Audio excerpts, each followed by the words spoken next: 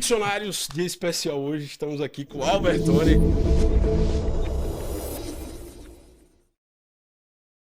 Ele já conhecia aqui, figura extraordinária dos cortes da internet, perguntas aí sempre específicas, pontuais, geralmente focando em empreendedorismo, né? Sim, sim, sim. Que é a nossa pegada aqui no Ficcionários.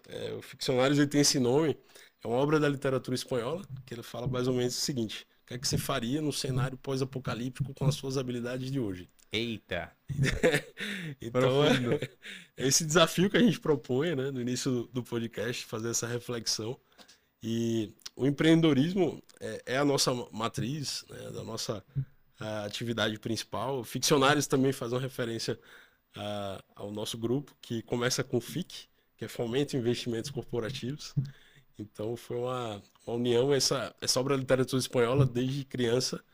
Eu sou fascinado, eu acho que a gente tem até uma amostra aqui. Depois traz para aqui, viu, Felipe, para compartilhar aqui com o Albertoni. Mas conta um pouco da sua jornada, Albertoni. Como é que é hoje ser um influencer e tratando de empreendedorismo e de forma muito natural? Na verdade, assim,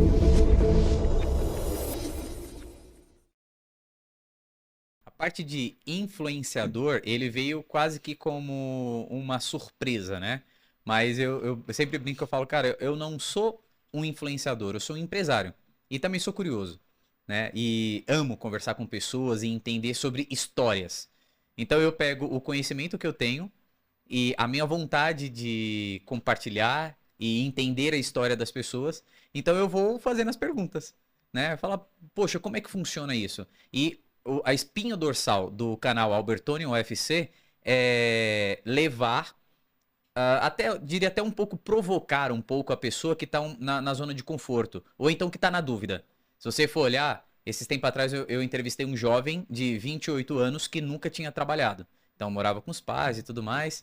E a gente. E qual que é a nossa ideia? É levar opções para quem está na dúvida do que vai acontecer, do que vai fazer na vida. Ou então pessoas que estão trabalhando há muito tempo no mesmo lugar, fazendo exatamente a mesma coisa sem evoluir. E às vezes a culpa não é só da empresa. Então, fazer essa provocação para que a pessoa saia do lugar e evolua, no modo geral mesmo. E é na dor, é na beira do penhasco que a gente aprende a voar, né? Então, Na verdade a gente aprende a voar sendo jogado do penhasco, né? Ou se estabaca lá no chão ou aprende a voar. sem dúvida. Cara, e esse desafio que a gente propõe é uma luta diária. A gente tem esse direcionamento com nossas equipes, né, de sempre propor sair da zona de conforto, né? Eu tenho um histórico em arte marcial, né? Eu venho do judô, do Que jiu-jitsu, legal, rapaz. e eu vejo esse benefício, né? A gente tem um projeto social hoje, numa academia que a gente está abrindo daqui a alguns dias, que chama Anima, que é Alma em latim. E no Anima a gente vai fazer um projeto social de judô, boxe, que são esportes olímpicos, integrados com a parte de web design, programação e inglês, Nossa. que para mim são atividades, né, que são as habilidades básicas hoje para você se desenvolver como profissional, né? Todo mundo tem que entender um pouco hoje de programação. Falar inglês já é um diferencial extraordinário, porque você não se restringe às barreiras geográficas, né? Exato. E a arte marcial, seja o judô, o jiu-jitsu, o boxe, ou qualquer outra, agrega um padrão de disciplina e o senso de enfrentar as dificuldades, tanto internas, emocionais, espirituais, você conseguir superar situações, né, de desconforto, né? O judô e o jiu-jitsu tem muito até a privação do ar É, envolvida. em algumas vezes, né? Então você tem que realmente ou ceder, né, reconhecer a derrota e transformar em aprendizado muito rápido. E isso para a vida não tem preço, né? A gente acompanha essa nova geração, né? Eu tenho 40 anos hoje e tenho filhos aí de 21, 17, 2 anos, então sempre tentei direcionar a atenção delas aos esportes individuais e aos esportes coletivos como forma de autoaperfeiçoamento, né? Agora, especialmente, Albertoni, qual é o canal de comunicação hoje que você entende que seja mais eficiente para o jovem entender como uma ferramenta profissional, né? Eu tive esse entendimento, depois eu compartilho, mas eu queria ouvir de você. Hoje essa ferramenta, rede social, como é que você pode transformar de fato numa ferramenta profissional que agrega valor, tanto do ponto de vista profissional quanto pessoal? Como é que você entende esse clash aí, essa mudança de cenário? Eu acho que a rede social hoje para o jovem é alguma coisa muito normal. Imagina só para você e para mim falar: ah, a gente vai viver alguns dias sem luz, sem energia ou sem água. Então, por exemplo, falar, cara, quando eu nasci, isso já era comum. Então, hoje, para os jovens, a rede social é algo Uhum. comum, assim como a Sim. energia, a água, o saneamento básico, ele é normal, porque a gente já nasceu e cresceu com isso. Então, rede social hoje para os jovens, vamos falar, tem um monte de rede social. E aí não é uma ou outra. Eu acho que você tem que usar todas, respeitando as leis que cada uma põe. Então, como se fosse numa empresa, né? Qual é o seu canal de venda? Não, não é um canal de venda. São múltiplos canais de venda que todos eles trazem um faturamento. Então, isso é a mesma coisa da comunicação que o jovem vai ter a partir de agora. Então, se é para ele poder montar uma empresa, se é para ele evoluir, ou mesmo se lançar ao mercado de trabalho, ele vai começar a usar esse tipo de coisa, que já está sendo muito comum. Então, hoje eu tenho um colaborador que está em diferentes partes do país.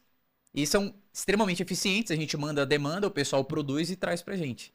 Então, eu acho que a rede social não é uma ou outra, mas eu acho que tem que usar todas, mas todas como ferramenta. Não você ser usado, e sim você usá-las para o seu benefício. Sim.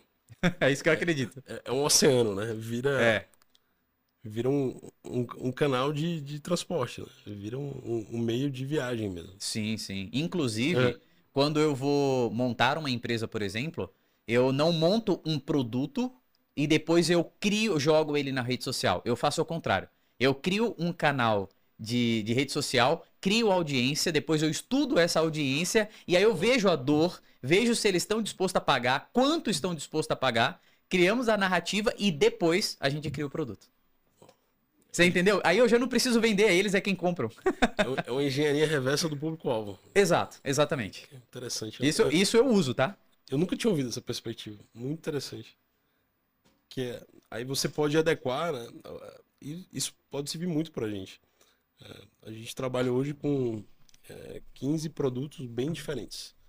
E com público-alvos distintos. Em diferentes locais, diferentes países. Então acho que pode funcionar muito esse insight, essa perspectiva. E como é que você... Cita um exemplo pra gente, um estudo de caso aí, com essa modalidade de operação. Essa engenharia reversa aí do público-alvo. Bom, vamos lá. Isso já está decidido, mas não está implantado, isso que eu vou Sim. te entregar agora.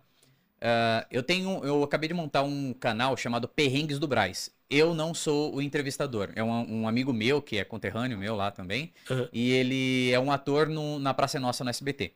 E aí ele, super desenrolado, fala bem, boa pinta. E ele foi pra frente das câmeras e eu Sim. fico orientando e montando a estratégia, né? E nesse Perrengue do Brás, a gente conta a história do Brás. E aí nasceu como uma ideia. Fala, poxa, vamos fazer isso daí, porque daqui a pouco o pessoal que quiser comprar, a gente compra e vende para eles mais caro, ou então a gente pode vender o nosso produto. E aí, conforme o negócio hoje, tem 41 dias que esse canal foi lançado e a gente está encostando em 10 milhões de visualizações. Eu estou falando... 41 dias, só que assim, os 10 milhões de visualizações é nos últimos 30 dias, não o acumulado. Sim. Então a gente tá crescendo muito rápido, apesar de acabar de ter nascido praticamente. E a gente já tá enxergando de que vender a roupa não é o nosso business. A gente tá enxergando de que qual que é a grande dor do pessoal? A conexão com os lojistas do Brás. Então tem muito cliente nos procurando, pedindo indicação porque eu preciso comprar a roupa XYZ. Então, o nosso business não é vender a roupa, a nossa roupa. Por quê? Porque eu teria que criar uma roupa e tentar enfiar aquilo goela abaixo.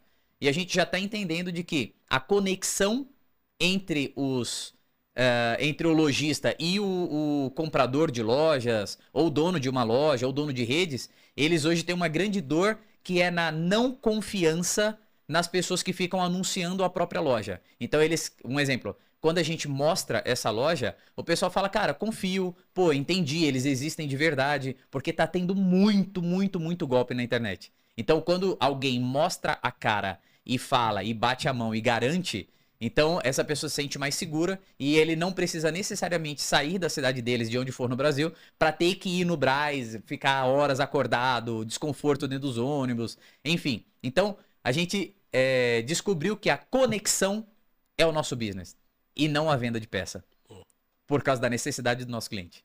Conseguiu entender? Sim, claro. É excepcional. Adorei essa perspectiva. É parecido, imagina, você construir um carro com base na demanda de acomodação, de transporte, de trajetos.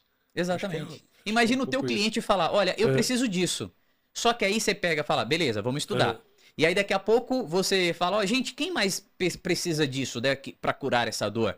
Aí 1 milhão de pessoas levanta a mão. Você fala, acabei de achar o produto. Acabou. Interessante. Dá pra testar rápido, inclusive, né? Muito rápido, muito. E testar rápido é a forma de você ter prosperidade, né? É você identificar as oportunidades e quem chega primeiro vai ver a água limpa, né? Então exatamente. É por aí. É interessante a perspectiva. Eu não sei se você já viu, tem um youtuber americano que ele procura sempre empreendedores. Eu achei muito parecido com a pegada que você faz. Inclusive, eu sou muito fã dele. Sabe quem é? Ele fica em Austin. O meu irmão mora em Austin também, tá até aqui renovando o visto. Não é o Marcos Lemoni? O sócio? Não. Ele é bem jovem, né? Depois a gente coloca aqui no descritivo o link dele. E ele tem uma pegada de entrevistar. Claro que ele deve ter um ajuste anterior, mas ele sempre identifica bilionários, milionários na rua. Ah, eu sei quem e faz umas perguntas assim, mas são perguntas sempre sobre vantagens competitivas que o empreendedor conseguiu destacar na jornada, né? Seja pessoal, empresarial, né? E sempre são insights assim muito valorosos. Essa perspectiva que ela adotou eu achei muito interessante. Tem uma conexão com o que você propõe também, né, no seu canal. Então eu achei muito como esse insight que você acabou de dar, né? De fazer uma engenharia reversa do público-alvo que você está atingindo, fazendo essa iniciação, esse protótipo, né? Vamos dizer assim, quase um MVP, né? Sim. É que o MVP ele já vem praticamente validado. Sim. Um exemplo, literalmente é você trabalhar, na verdade, com a experiência do cliente. Sim. O grande defeito dos empresários é o ego. Então ele cria um produto, acha que aquilo é a melhor coisa do mundo, só que na hora que vai entregar para o cliente fala, mas não era isso que eu queria. Aí o cara, nossa, mas aí eu não tô achando o público-alvo direito. Não, amigo, você curou a sua dor. Quando você cria uma audiência, que eu tô me especializando nisso e tô adorando, né? Você cria uma audiência, o próprio público vai falar. Você quer saber como que eu achei isso que eu tô te falando agora? Bem no comecinho do canal, devia ter uns 40, 50 mil seguidores. Agora a gente vai completar 700 mil seguidores só no Instagram. Mas juntando tudo, a gente já passa de 2,5 milhões. Rapaz, vou falar uma coisa pra você. Eu tava fazendo uma live e eu fazendo uma live sobre outra coisa e o pessoal começou a me perguntar sobre a barba. Que produto que eu uso na barba, que produto que eu uso no cabelo, que não sei o quê. E aí o rapaz que eu tava fazendo a live com ele, sou curioso. Falei, não, mas não quer. Aí não quis falar, né? Sim. Pô, não quero dizer o que eu uso e tal. E esse basicamente foi o assunto. Naquela semana eu recebi mais de 1000 mensagens pra saber qual era o produto que eu tinha no inbox ali, sabe? Então eu falei, peraí, se eu começar a ouvir o meu cliente, na verdade eu crio o produto disso daí. E aí eu testei, não nesse canal do Perrengue do Brás que eu te falei, mas eu testei em outro momento com um negócio. E aí é o que eu tô te falando, não fui eu que vendia, era o cliente que comprava. Você entendeu, não? Sim. Por quê? Porque ele quer curar a dor dele. Então se você tem um negócio onde todo mundo fala, cara, eu quero curar a minha dor, você não precisa fazer força pra vender, as pessoas que compram. É uma ativação natural, né? Exato. O MVP já vem carimbado. Extraordinário. Qual é o período que você precisa para validar esse MVP? Eu entendo que hoje o nosso cronograma em rede social é relâmpago, né? Às vezes você consegue ativar um público-alvo com um vídeo viral, né? Mas aí tem que ter a consistência. Às vezes Sim, você viraliza, mas você tem que entender até pra onde você viralizou, perfeito. tá? No começo do meu canal, eu viralizei que eu entrevistei 4 meninas do Job. Irmão, até hoje eu tenho fama de ter entrevistado as meninas do Job. Ai, que ódio, cara. Porque o meu canal a gente não fala disso. Cara, o meu canal a gente fala de empreendedorismo, de mudança de vida, de você pensar fora da caixinha, você trazer ideias novas para o mundo real. E é isso que o canal fala. Então, eu furei a bolha, eu peguei vídeo de quase 50 milhões no Instagram, um vídeo, mas juntando tudo passou de 100 milhões um vídeo. Ó, Eu furei a bolha, uhum, mas a bolha errada. sim, E isso não é bom. Então, você tem que saber como direcionar isso. Às vezes é melhor pegar menos visualizações, sim. porém você tá dentro do pessoal que você quer ter uma sinergia. Entende? Então, Sim. imagina você tá no meio de um monte de estranhos. Ou então você tá no meio de um monte de empresários, no teu caso. Pô, você tá no meio. Cara, você se sente em casa. Então, às vezes, Uhum. você furar a bolha errada é horrível. E eu tô falando isso por experiência própria. Eu vejo as duas percepções, né? Você Hum, tem um lado positivo, que é a atenção, né? uhum, E a partir da atenção você tem que direcionar. totalmente. Que você furou a bolha para 100 milhões de pessoas, mas, como você falou, a regularidade, né? A consistência, pela, pela média e pelo seu posicionamento, vai direcionar de forma eficiente quem de fato pode agregar Sim, sim. ao seu projeto de vida. Então, eu acho que é natural. Eu acho que acontece de fato esse movimento, né? Nesse mundo maluco de rede social. É. Mas é um canal de comunicação. Imagina há alguns anos, né? A gente talvez é contemporâneo, eu falo talvez, tá? Eu acho que 15, 20 anos atrás, a gente não tinha rede social de forma proeminente ainda. A gente esse estágio embrionário da comunicação estava restrito a grandes veículos Sim. e eu tenho inclusive amigos que eram atores, né, na época, isso há 20 anos atrás, né? E qualquer tipo de movimento que eles direcionavam para venda de um determinado produto colocava esses, como a gente chama hoje, são influencers, né? Não deixam Uhum. um ator de novela 20 anos atrás era um influencer de É. fato, né? Influenciava só com poucos canais. E as escolhas de carreira, a gente vê as repercussões até hoje, né? Eu tenho um amigo que era ator 20 anos atrás, que hoje é empreendedor de eventos, quase que de forma muito discreta, sem repercussão. E eu tenho um amigo que hoje é empreendedor, um deles é bem conhecido, como empreendedor, faz parte do Shark Tank, Uhum. né? Ó. E ele conseguiu dar um direcionamento para a carreira dele, tomando decisões focadas em geração e multiplicação de oportunidades, né, dentro do ecossistema que ele estava integrado. Então, e essas oportunidades eram vinculadas a empresas que produziam produtos físicos, porque eu vejo o produto, vamos dizer, educacional ou produto com baixa barreira de entrada, ele é importante, ele consegue alavancar resultado em curto prazo. Agora Mesmo num produto de baixa barreira? sim, é De como entrada? a gente vê hoje um boom de curso de internet, Sim. por exemplo. E é quase que um telecurso 2000 atualizado pelas redes sociais, né? Uhum. E a barreira de entrada é baixa, a escala é extraordinária.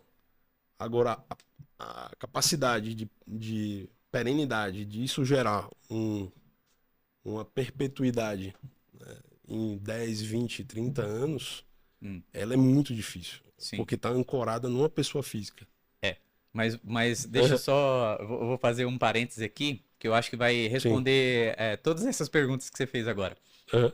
Existe pessoas, e inclusive o empresário, ele tem muita dificuldade de conseguir visualizar e entender isso.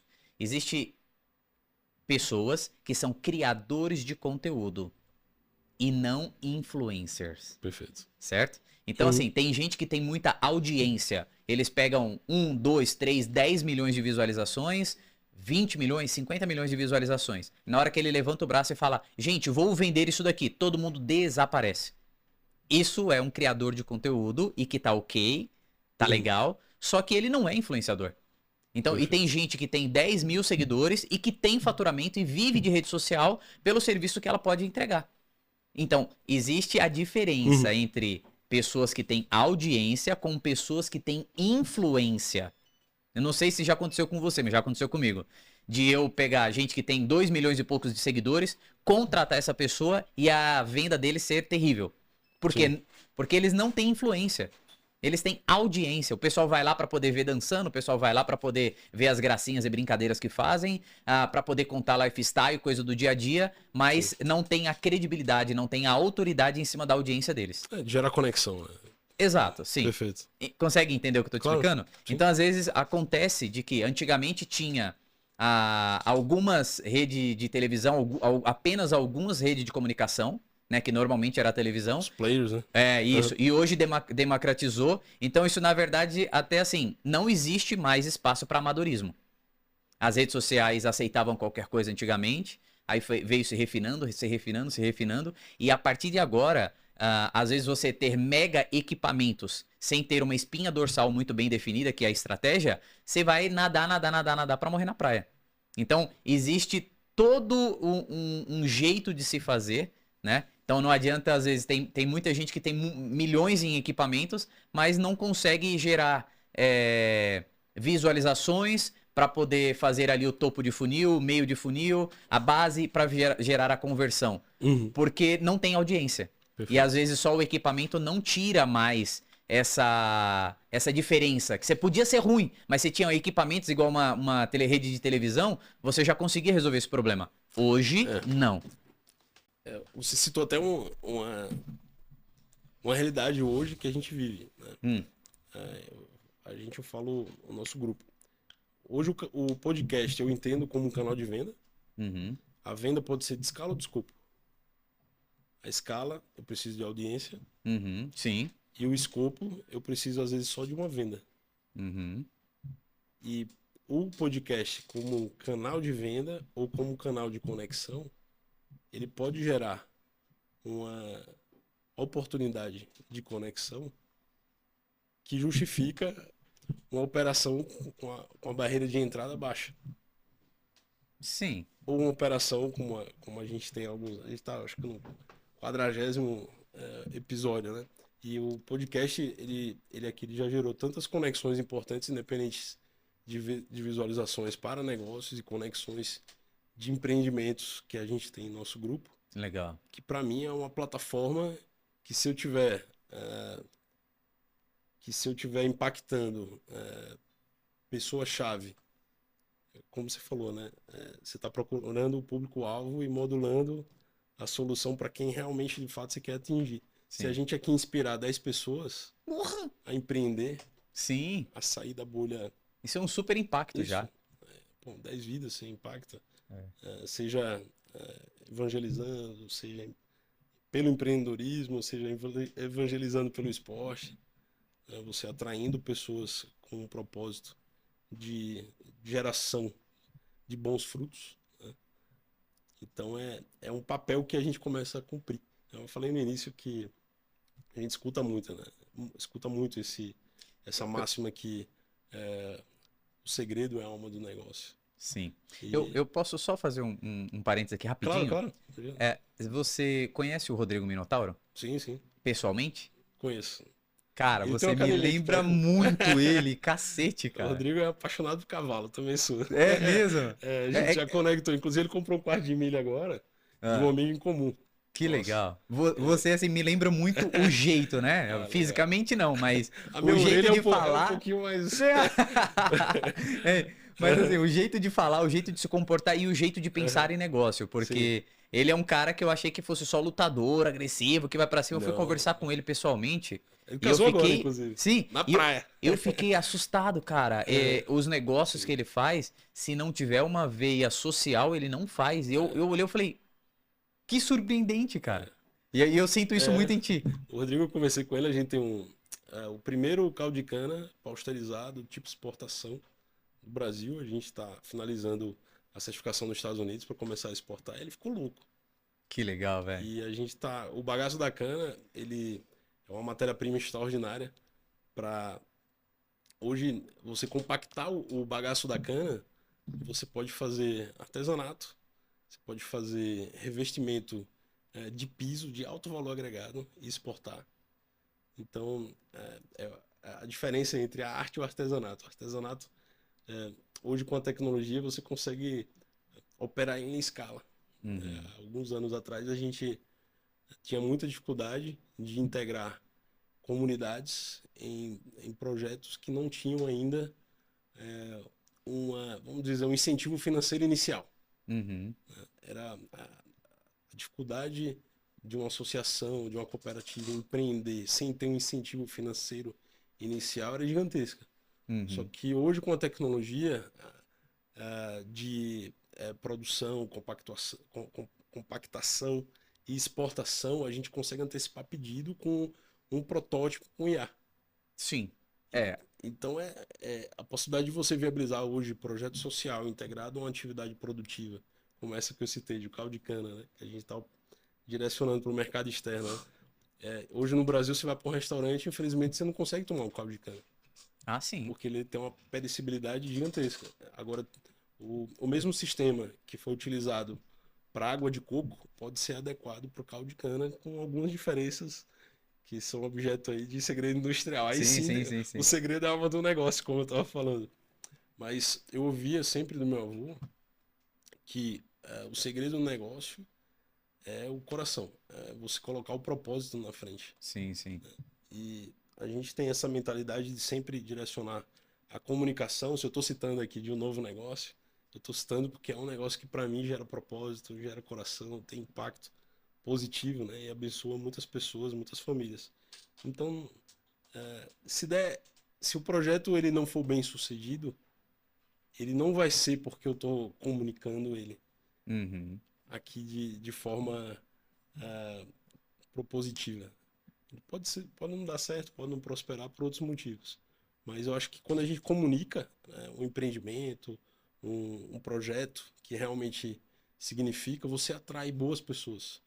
E se você não comunicar, como é que você vai atrair boas pessoas? Sim, Como é que sim. você vai identificar o público-alvo ideal para É. sua operação se você não testa o mercado? Não, concordo plenamente. A gente faz focus grupos aqui, né? A gente sempre E, fala, vamos testar rápido aqui, ver se fica bom esse produto, se esse e projeto. mal, e mal lhe pergunte, Aham. quando é que você desiste de um projeto e fala, cara, não deu certo? Olha, Já aconteceu? já. Não, acontece muito. Quase não vou falar todo dia, mas toda semana.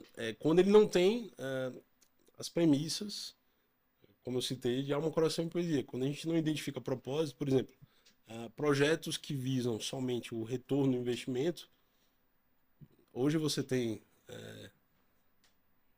aposta pela internet, né? As bets. Você tem, e a gente já recebeu muita Não, não me proposta. fala nisso não, que eu já passei de raiva com isso, cara. Então, a gente não vê propósito, não vejo construção de perenidade. Projeto de Uhum. vida e muitos projetos que só visualizam retorno, só Uhum. visualizam uma margem financeira, um retorno de curto prazo e não integram um projeto que realmente consolida de forma propositiva. um- Mas, e quando não está... E quando ele não está tendo... Ele tem as premissas, mas não está tendo retorno financeiro? Isso também, você insiste mais, mas chega uma hora ou não? Se tem um propósito, não importa. Eu estou pensando aqui no exemplo recente que a gente teve. Uhum. Por dificuldade técnica científica, a gente não. Esse foi um produto, inclusive, que a gente teve dificuldade de finalizar a viabilidade técnica, operacional, científica do produto. Né? Como é que eu coloco um caldo de cana numa lata sem ele apodrecer? Uhum. Sem, Caseiro, sem né? ele não precisar ser refrigerado. A gente consegue hoje com água de coco. Sim. Tem um processo, vou até falar um pouco, é o Flash Dissociation System, que é uma pasteurização de menos 60 mais 60 graus em poucos segundos e você fazer um invase com gás de nitrogênio, vê que loucura. Isso demanda investimento, né? Um choque E, térmico ali, mais pô, ou menos. imagina você fazer um investimento considerável com recurso próprio e você não conseguir modular o produto final. Você não conseguir ter o êxito. Entendi. Dói, Aí né? o que é que você faz? Aí, pô, primeiro é orar. Aí Sim. a solução vem. É acessar a frequência aqui do conhecimento superior e a solução vem. Ou vem com novo investimento, ou vem com novas pesquisas, e foi o que aconteceu agora. Veio novo investimento e veio uma solução científica nova para a gente conseguir adequar e certificar o produto. Então, eu acho que é resiliência, é insistir. Se o projeto, se o empreendimento ele faz sentido, se ele tem um propósito, cara, não desiste. Entendi. Você Muito vê, legal. vai até o final da vida tentando. Assim, aconselho que a gente diversifica muito. Sim, sim. Então, às vezes a dor da diversificação é você não ter energia o suficiente para assumir ou tracionar todos vários projetos simultaneamente. Uhum. Mas a solução disso é compartilhar energia, é atrair pessoas com energia que possam liderar e tracionar esses outros projetos. Sim. E E esse é o normalmente, desafio principal. é, e- eu concordo contigo. Então, eu tenho minhas empresas, mas eu costumo dizer que eu tenho pessoas lá me representando que são melhores do que eu. Então, se a pessoa não for melhor do que eu, nem tem que estar lá. Mas são melhores, então eu fico com o coração bem descansado até para pensar em novos projetos Sim. também. Exatamente o que você está falando E tem ali. o inverso também, Como assim? que eu evito falar melhor, eu costumo falar com energia sempre. Uhum. Porque às vezes você não tem o conhecimento técnico, mas tem energia para ir atrás. Sim. Você não tem o recurso, mas tem energia para ir É, buscar o recurso. sim, sim. Então, mas tem o inverso. Hum. Tem a pessoa que não tá com essa energia. Às vezes é É, fruto do ambiente, que pode ser, ou fruto intrínseco da pessoa. mas aí Aham. quando eu falo melhor do que eu, aí eu Sim, estou falando melhor tecnicamente, eu estou perfeito, falando perfeito. que a pessoa tem que ter mais gana, que tem que ter mais brio, que tem que estar com vontade de fazer aquilo. Aí eu digo, beleza, você está melhor do que eu, por quê? Porque enquanto eu Uhum, tenho que olhar para algumas coisas ao mesmo tempo, essa pessoa vai estar focada somente naquilo. Então ela é melhor do que eu até por horas de trabalho ali, por dedicação, por horas de sim, dedicação no mesmo projeto. Então, naturalmente, ela terá um resultado melhor do que eu. Mas isso eu não estou falando de uma área, eu estou falando de um contexto perfeito. total. É disciplina, talento e vontade, né? É, Você tem disciplina, você pode ter o preparo técnico, mas se você não tiver a vontade, não é resolve. difícil. Às vezes você tem o talento, mas você não tem a disciplina. Cara, e o que tem de gente talentosa que é indisciplinada e acha que só por isso já tem todos os seus problemas resolvidos, rapaz, É. tem muita gente.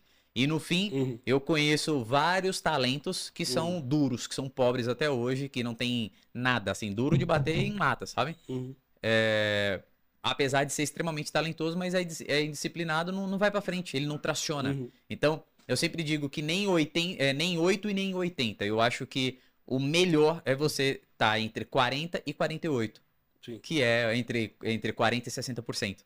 Então, você vai estar nesse período, ou nesse intervalo, você nem, às vezes pode nem ser o melhor do melhor do melhor, uhum, mas também você não é o pior. Então, se você se mantiver na faixa, na minha opinião, sim, entre 40 e 60%, ele vira uma coisa mais previsível e você consegue prever até o crescimento daquele negócio de acordo com a pessoa que está liderando lá. E que às vezes não precisa ser eu. sim. Normalmente não é, né? Eu costumo dizer que eu sou um ótimo construtor, mas eu não sou tão bom síndico. E Uhum, aí, normalmente, eu construo o projeto, faço o negócio acontecer, e aí eu coloco uma pessoa ali para poder, ó, toca, é teu filho a partir de agora. E aí, claro, uhum, me passar relatórios, eu gosto de relatório diário, eu olho linha por linha de cada relatório, né? E, pô, tem alguma coisa que não tá normal ali, eu vou questionar, vou marcar reunião para poder entender. Então, assim, é, existe, dependendo da pessoa que tá ali, se ela tem um equilíbrio legal, a gente consegue prever principalmente o humor, porque o que eu já contratei de gente tecnicamente no extremo capacitada e no final das contas a gente tem que desligar porque é uma pessoa desequilibrada, assim, não foi uma ou duas. Então, tinha uma pessoa que nem tá mais entre nós, infelizmente, Sim. chamada Sirleide, que ela falava assim, patrão, ela falava duas coisas que era muito, muito marcante pra mim. Ela falava assim, Tony, você aqui é só o dono da empresa. Tipo, deixa comigo que eu vou resolver. Aí ela falava assim, ó, eu falava, Sirleide, você consegue fazer isso? Você sabe fazer isso? Ela falava, eu não sei fazer isso, mas eu sei aprender. Deixa comigo que eu vou resolver. Cara, isso é muito marcante pra mim, Sim. porque quando eu pego pessoas que tá com, pode não ter a capacidade técnica tão refinada, mas tá com muita vontade de fazer, a capacidade técnica é só você deixar a pessoa em paz e com o tempo que ela vai construir aquilo. É quase uma receita. Perfeito. Não é verdade? Sem dúvida. Esse, eu tava pensando aqui numa frase de Sócrates que ele falava, que era a moderação tem que ser moderada. É. Às vezes você tem um ambiente linear de trabalho, constante, mas a gente vê uns exemplos recentes, acho que o grupo de venda, eu tava com Rafael, exatamente, esse colega que tem uma equipe de venda, montou uma equipe aqui de 300 pessoas, Uau. e todas trabalhando no mesmo lugar, todas trabalhando Imagina. na mesma laje, então é uma energia assim maluca, Eu né? imagino. Imagina Deve ser você. igual aquelas bolsas de valores de antigamente. E eu conversando com ele, eu disse, cara, o meu ambiente é um pouco inverso, né? É mais tranquilo, é mais Aham. sereno. Talvez depende muito do tipo de produto que você está vendendo. Se é uma venda Sim. complexa, você precisa de uma abordagem mais serena. Se é um produto que ele precisa de energia para você tomar uma decisão de compra que tem uma vinculação direta com experiência, talvez você precisa realmente de uma força de venda Mais mais agressiva, né? vibrante, mais agressiva. Então essa análise é muito interessante, de acordo com, como você falou, você tem que entender o produto e o público-alvo. Como é que eu vou fazer a promoção? Se É. os três P's aqui, né? Eu tenho um produto que é uma venda com decisão emocional e eu tenho aqui um público-alvo, talvez de alto poder aquisitivo, que tem uma postura linear moderada. Eu preciso ativar esse cara de uma forma mais enérgica, de uma forma mais desafiadora em alguns casos, Uhum. para conseguir essa tomada de decisão, essa virada de chave. Eu comecei a entender essa abordagem. A gente tem algumas estratégias hoje com empresas distintas de convite através de uma caixa. É um Olha, invite box, é uma caixa convite. E essa caixa revela o que um empreendimento ou um projeto pode representar ou agregar de benefício. E, e essa abordagem é uma abordagem que envolve uma experiência mais estratégica, misteriosa, mais exclusiva, com acesso privativo. E entendi.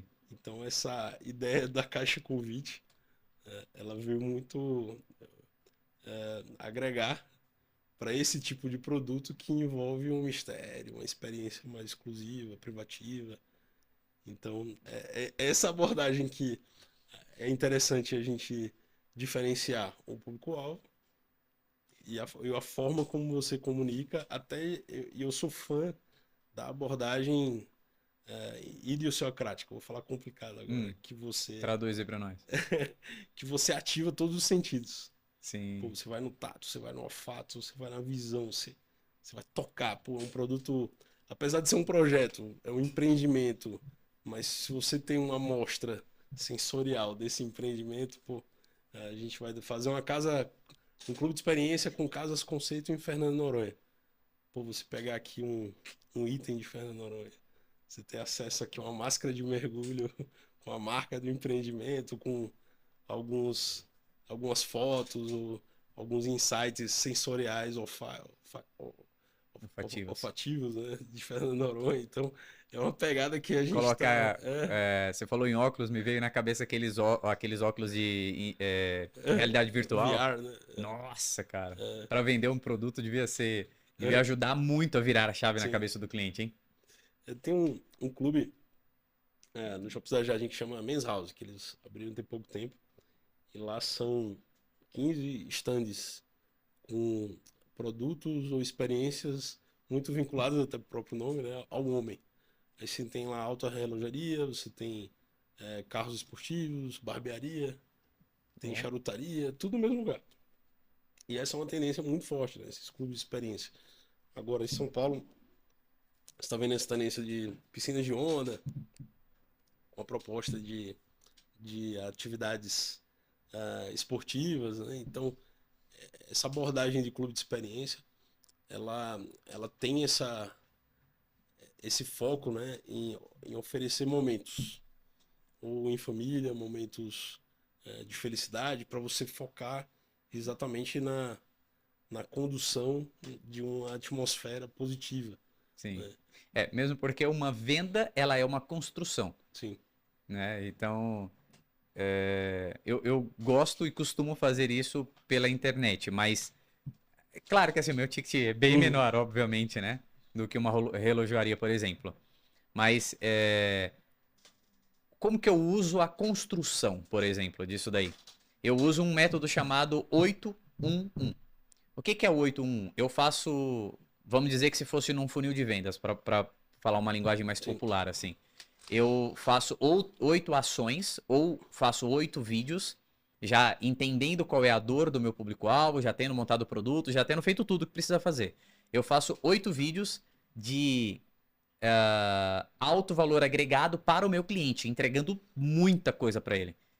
E aí, e eu venho trazendo ele numa construção. E o que é essa construção? Vamos entender assim como se fosse construir um muro, por exemplo. Você coloca a primeira camada e você tem que esperar secar um pouquinho aquele cimento, aí você vem com a segunda camada, você vem com a terceira camada. Isso num time que já é calculado, né? E você vai conseguindo construir isso junto com o seu cliente, que é o que acontece comigo.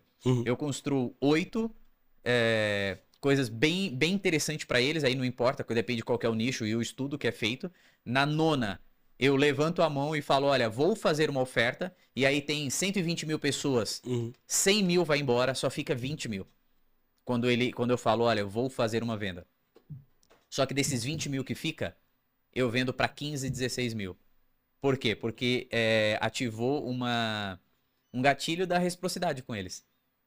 Consegue entender o que eu estou te explicando? Isso daí, do que você está falando você vai construindo junto com o cliente aquela coisa que ele fala, nossa, isso é muito interessante. Mas eu não vendi em momento nenhum. O único momento em que eu vou falar para ele que eu vou vender é no 9º passo. E no 10º eu faço pitch.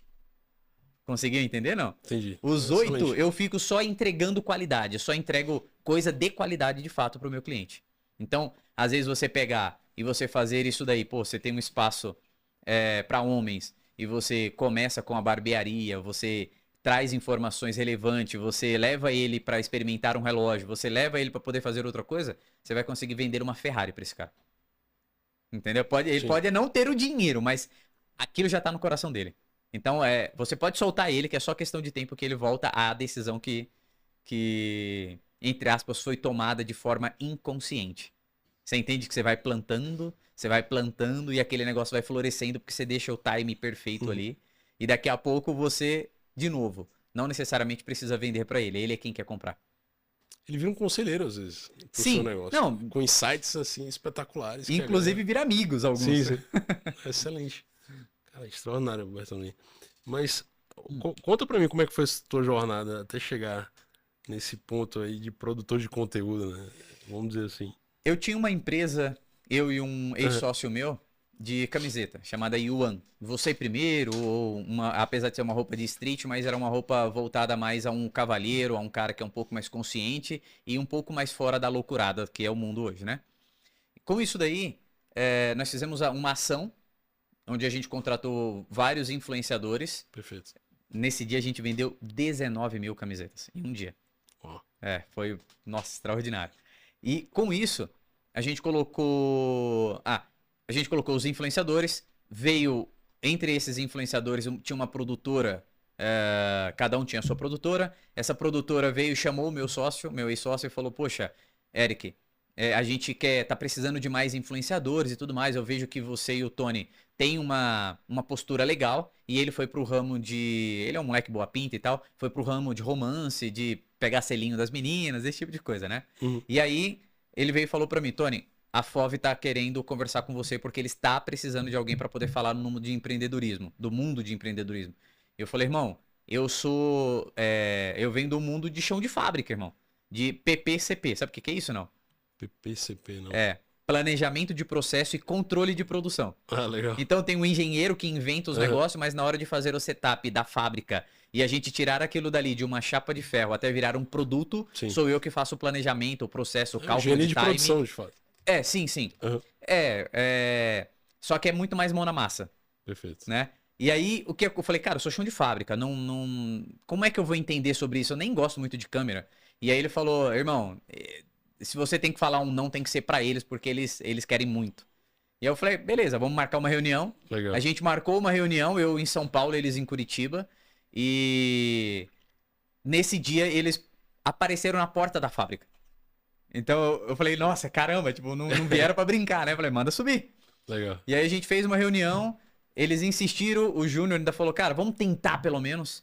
E aí a gente assinou meio que um papel ali, tirou uma foto, montou um grupo falando que se desse certo, a gente continuaria, e se não desse, pelo menos a gente pararia com aquele assunto, né? O segundo vídeo bate 188 mil visualizações. Uma semana depois eu pego um de 500 mil. O primeiro de... Sinal tá dado. Cara, não, aí o Júnior ainda falou: e aí, você tem palavra? Falei: claro que eu tenho. Eu falei: então vamos continuar esse negócio, né? O primeiro vídeo que explodiu, né? No caso, o segundo que foi postado, foi um rapaz falando assim: a CLT é tudo. Cara, virou uma briga nos comentários e o vídeo foi lá pra lua. Uma semana depois eu pergunto pra uma moça: o que você acha da existência de bilionários no mundo? E aí ela descascou, né? E aí eu falei: cara, mas beleza, você tem telefone? Tem um iPhone. Eu falei: então, amiga, esse daí foi um bilionário que criou. Você usa aplicativo? Sim, então possivelmente foi um bilionário que criou, ou se tornou bilionário. Então, e aí no mesmo vídeo tinha 2 entrevistados.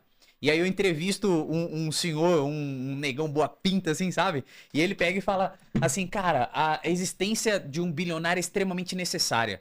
E eu falo: por quê? E ele falou: porque eles criam um emprego, eles fazem a economia girar, mas deu uma aula.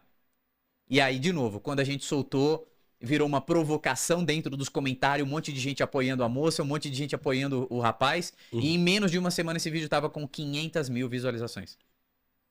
Eu tô falando eu tô falando de você ter 15 dias um canal, você já pegar esses números. E isso antes, né? Que agora a gente já conseguiu entender como que o algoritmo funciona. Mas na época a gente tava desmatando no facão, cara. Então foi muito legal.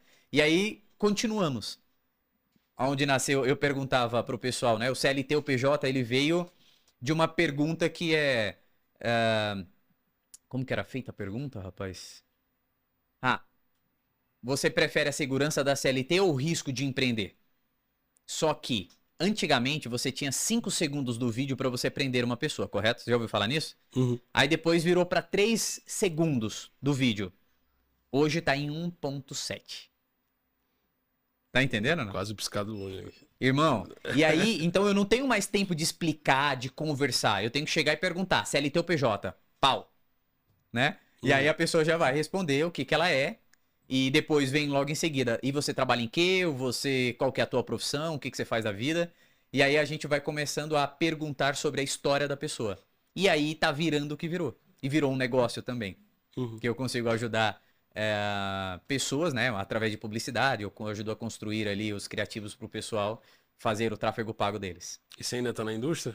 Tô. Não consigo largar, cara. Eu não consigo largar. Eu tenho uma confecção no Brás, eu tenho uma confecção na Penha, no caso, né? Que produz as nossas peças para distribuidora de roupa no Brás. Cara, gostei da sua camisa. Depois me dá as indicações. É de um amigo meu. Boa. Que legal, Bertone. E foi assim que começou a minha vida na internet. A jornada. Só que um exemplo, por que eu aceitei? Porque quando foi em 2020, eu tinha 9 empresas no mundo off. Tá. Tinha um patrimônio legal, que quando estoura a pandemia, o meu patrimônio derrete. Para eu não sair nem com nome sujo Uhum. e nem sair devendo nada para colaborador. Eu saí zerado de pedir um cartão de crédito da minha mãe emprestado para eu fazer a compra da minha casa. Imagina só, um homem barbado, pai de 4 filhos, tem uma esposa, e eu pedir o cartão de crédito da minha mãe para eu fazer a compra de comida da minha casa para jogar para o mês que vem, no mês seguinte, para eu ver o que eu vou fazer daqui para lá para cobrir essa compra. Foi assim que eu saí da pandemia, apesar de já ter sido multimilionário antes da pandemia. Imagina como é que não veio a minha cabeça de lá para cá. E por quê? Por que que eu quebrei? Porque quando fechou todas as portas, uma empresa de mundo off, ela não tinha canal de venda. E eu identifiquei que esse era um problema. Então, pô, vou fazer o teste, porque eu quebrei que se eu tivesse na internet na época, aí era o contrário. Eu vi muitos amigos que tinha empresas pequenas que viraram um míssil subindo e eu virei um Titanic. Por quê? E esse pessoal eles já estavam posicionados na internet e eu ao contrário. Eu venho só da indústria. Então, a indústria é 4 paredes e lenha para poder produzir, Sim. né? E eu entendendo de que foi uma falha minha não estar na internet, eu aceitei esse desafio. Vamos fazer o teste então, Júnior. Lá na FOV. Vamos fazer o teste. E esse teste é o que você conhece hoje como o CLT ou PJ. Perfeito. Extraordinário. Não, essa provocação, ela é extraordinária. A gente consegue, às vezes, até descobrir qual é a base motivacional. Naquele momento, a pessoa pode até mudar, né, de perfil. O perfil comportamental, eu entendo que ele é muito volátil. Às vezes você tem um perfil mais paciente e analítico até os 20, aí depois você vira extrovertido dominante dos 30 aos 40, depois você volta ao paciente analítico. E depende muito do ambiente e da sua vontade, né? E às vezes você consegue fazer uma venda, você consegue se comunicar com um perfil mais analítico, paciente, mais assertivo, direcional. É que assim, existe várias formas de se comunicar. Então, imagina que você vai se comunicar com um cara AAA, que provavelmente é o teu público-alvo hoje. Então, você tem que se posicionar e se comunicar com ele de uma forma. Vamos pegar a outra ponta. Vamos pegar uma pessoa do público E. Você não pode se comunicar, porque senão você se torna chato. Você não pode se comunicar do jeito do público AAA para o triplo E, por exemplo. A comunicação com esse cara tem que ser uma, com aquele cara tem que ser outra. Esse é um desafio que eu enfrento muito na hora de entrevistar, porque imagina eu na rua pedindo entrevista para um monte de gente. Eu entrevisto gente bilionária e eu entrevisto gente extremamente simples, porque é quase uma, eu não diria roleta russa, mas eu diria é quase como uma roleta, um sorteio, né? Então eu tenho que adaptar isso de maneira muito rápida e eu acho que isso vem dos meus desafios em vendas, né?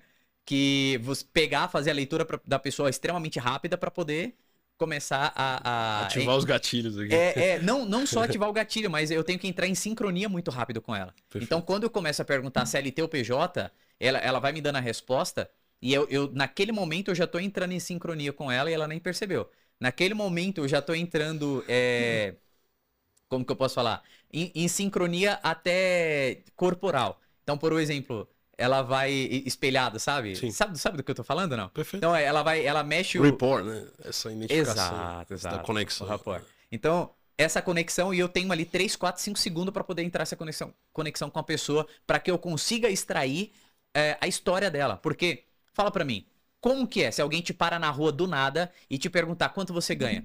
Você concorda que você vai falar, nossa, que desconfortável falar isso? E por que as pessoas falam? Por conta dessa conexão que a gente gera em pouquíssimos segundos.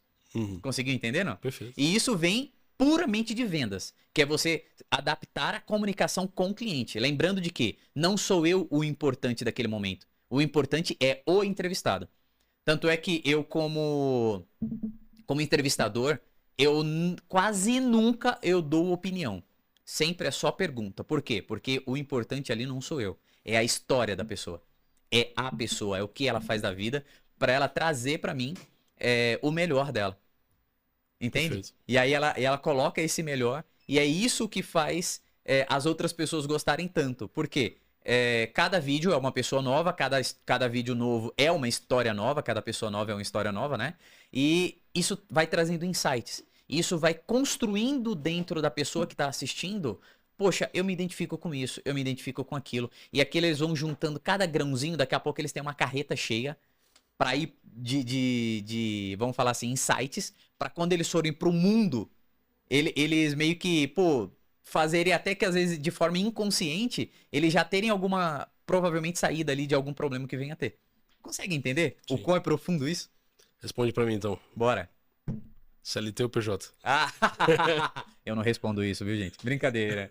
Já fui CLT, eu tinha 16 anos de idade, eu era gerente de uma loja de calçados, você acredita, cara? Legal. Eu vendia bala no Farol antes disso. E mesmo gerente, eu também vendia bala no Farol, porque eu sempre fui um rapaz caro, né? Ainda hoje sou. Então eu sempre gastei bastante. E já fui CLT e eu acho que isso é necessário. Muita gente fala, ah, poxa, você fica incentivando as pessoas a largarem a CLT. Largar não.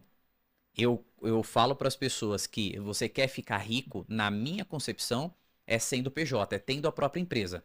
Mas, se você não tiver a bagagem e a experiência como CLT, você vai virar PJ e você vai quebrar, assim como eu quebrei em algumas vezes. E quando você tem essa bagagem, imagina que você vai construir um prédio. Você não tem que ter o alicerce muito firme? Perfeito. Senão você não vai subir ele muito alto. Se você fizer um alicerce fraco e construir um prédio, você vai afundar, cara. E isso a gente chama de quebrar a empresa.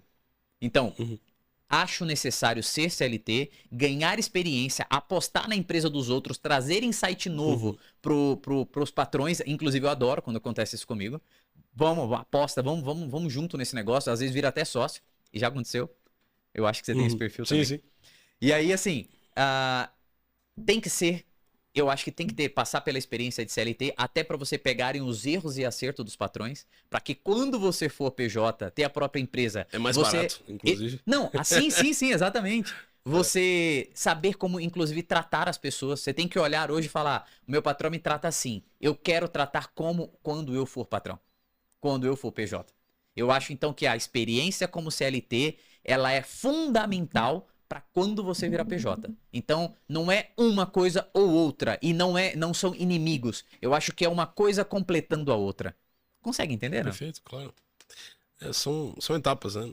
Exato. Na arte marcial você tem lá a graduação das faixas. Exato. Exatamente para você conseguir incorporar as premissas de como você deve construir, exatamente utilizando o mesmo termo, a fundação.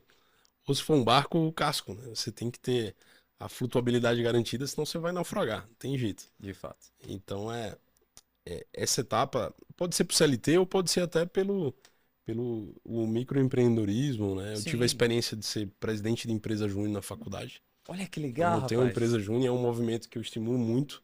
E, inclusive, a gente aqui tem a diretiva de contar com empresas júniores de outras faculdades e outras universidades, inclusive federais, que incorporam também esse movimento para fazer trabalhos de consultoria, para fazer trabalhos de apoio a projetos, empreendimentos de exportação, com um plano de estruturação de plano de negócio, estruturação de planos de exportação, estruturação de linhas de crédito específicas para associações de agricultura familiar. Legal. Então a gente consegue direcionar essa estratégia com esses jovens que vêm com sangue novo, vêm com ideias. E normalmente sangue no olho, né? Nossa, Sai da sangue frente, no eles olho, atropelam. exatamente. A gente montou aqui um dos projetos de certificação para exatamente treinar esse que a gente chama de conselheiro, esse advisor, que ainda não é um CLT, mas se torna um parceiro. Sim. E a gente concede um treinamento para ele poder representar as nossas operações, ou como um parceiro de venda, ou como um parceiro de identificação de novas oportunidades. Então, a gente precisa direcionar esse treinamento. Por exemplo, a gente tem uma empresa de agronegócio, que é a RWB Agritech. A gente faz a torre de celular na rural. E eu preciso identificar 10 produtores no raio de 100 km², de 10 mil hectares.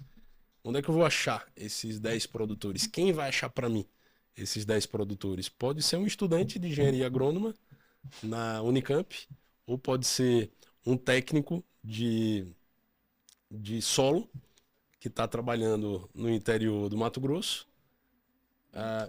E eu posso acessar esses parceiros, esses conselheiros, esses advisors. Esse título só é merecido quando faz o treinamento, então deixa de ser um faixa branca para faixa azul. Se a gente for utilizar a escala do jiu-jitsu como referência, e esse treinamento é essencial para ter o domínio técnico da matéria e identificar novas oportunidades. E é onde os dois saem ganhando, né? Pelo jeito. Porque Exatamente. eu acho que uma experiência dessa e um nível de confiança que é colocado na mão de uma pessoa dessa, ela deve cuidar muito para poder fazer as coisas certas. Sim, E imagina o nível de maturidade que isso traz depois que uma pessoa dessa sim. conclui. Um menino desse, né? Eu Aham. tenho 36 anos, não vou chamar de menino. Um menino desse concluindo um projeto desse, tipo, cara, nossa, consegui. Isso dá uma puta confiabilidade pra ele Sim. pra dar os próximos passos. Eu acho muito legal isso daí que vocês estão fazendo. E gera um senso de conquista, né? Sim, Que o americano fala muito, é o sense of achievement. Eu tenho um sócio americano aqui, eu fico falando inglês, mas é força do hábito, que essas expressões são muito próprias à cultura do americano, de você impulsionar o empreendedorismo como um ato natural, como o de andar. A criança vender, você vê nos filmes americanos, a sim, limonada na porta de casa, né? sim, A sim. gente jovem também tinha, talvez, essa experiência eu tive. O meu avô tinha uma indústria de pão, Olha, pão congelado, e a gente vendia na escola. A minha avó, o meu avô, ele fazia a gente vender na escola os itens pra gente ter esse senso de conquista. Pô, consegui fazer uma venda, eu cheguei, ó, tô aqui com tantos reais e tal. E, era uma experiência pra gente muito de realização, mais familiar do que propriamente pelo lado financeiro, né? Pô, o que sim, é que você vai fazer com total. o dinheiro com 10 anos de idade? Exato. Era comprar, pra mim, era cartucho de videogame, Ah, que legal. era. Nintendo? Eu gostava de Nintendo, mas tinha o Master ainda, tinha os mais antigos ainda, mas principalmente o Nintendo. E também de comprar apetrecho para cavalo, que era a Ah, diversão da legal. gente, fazenda, tudo. Era Você é de comprar onde? uma... Eu sou de Alagoas, minha Olha que família bacana. é de Maceió, né? E eu fiz essa transição aqui para São Paulo tem uns 10 anos. A gente começou a operar aqui em Brasília como escritório jurídico. A minha formação é jurídica, mas eu também sou administrador. Fiz a loucura de fazer as duas faculdades ao mesmo tempo. Uau, imagina só, hein? Tinha tempo só de respirar. E- é, e, Às vezes nem isso. e era muito jogo de cintura, estratégia, né? Uhum. Eu conseguia muitas vezes não comparecer à aula, mas fazia trabalhos e fazia as provas somente. Sempre conseguia negociar, né, com os professores para conseguir, porque era uma paixão que eu tinha, que era construir um legado com empresas e também entendia que o direito e cada dia eu me convenço que é uma ferramenta essencial para empreender no Brasil. Como também a nossa matriz curricular escolar, ela não atende à necessidade da vida real. Irmão, nem de longe. Então, se você começar a entender que para empreender você precisa entender de administração, contabilidade, direito e de psicologia É. e agregar técnicas para cada área, né? Hoje a inteligência artificial ajuda, é uma ferramenta, de fato, E você não mas pode ficar dependente dela, né, irmão? sim, Você tem que entender, você tem que entender uma inteligência artificial como uma ferramenta e exatamente. não como a solução dos seus problemas. É um alicate, né? Uma chave de fenda. Exato, é uma ferramenta. Você pode escalar, você pode focar no que realmente é o core business da sua empresa, Uhum. que é o relacionamento pessoal, que é a geração de uma conexão com um parceiro que você pode escalar um item da sua operação. Agora você depende desse parceiro que ele gere uma reciprocidade, uma interconexão com a mensagem que você quer transmitir sobre como aquela solução, aquele produto pode beneficiar de forma comum as operações. A gente tem parcerias hoje com associações comerciais e industriais Ó, que legal. para identificar empresas, indústrias principalmente, que podem recepcionar investimentos de fundos internacionais, principalmente Estados Unidos, Canadá, Espanha, Oriente Médio, Hong Kong.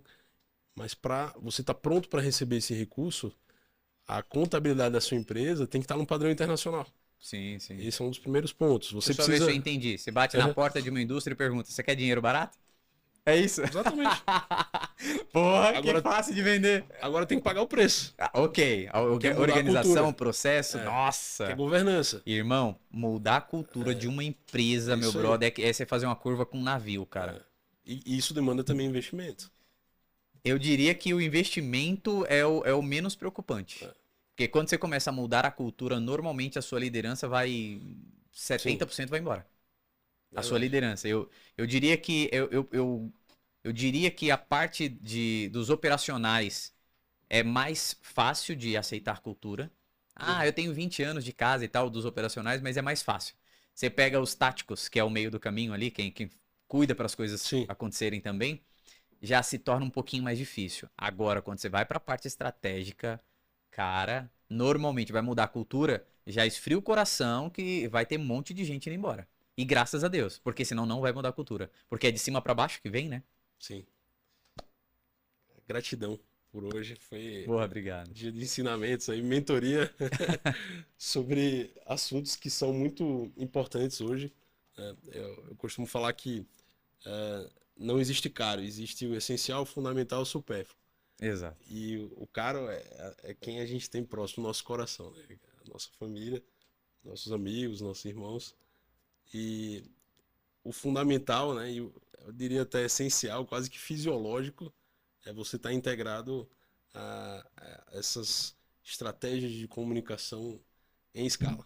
Sim. A gente tem que saber se comunicar com as novas ferramentas e você, Bertolini, é um dos exemplos assim muito inspiradores que a gente precisa estar acompanhando sempre e incorporar em nossa rotina essa essência que você consegue transmitir em escala. Que legal, obrigado. Parabéns, sou seu fã já, Ah, mais obrigado. ainda agora. E gratidão. Eu queria que você deixasse uma mensagem pra gente. Bora. Eu quero deixar uma mensagem assim. Na minha concepção, para ficar rico, você precisa de 3 coisas.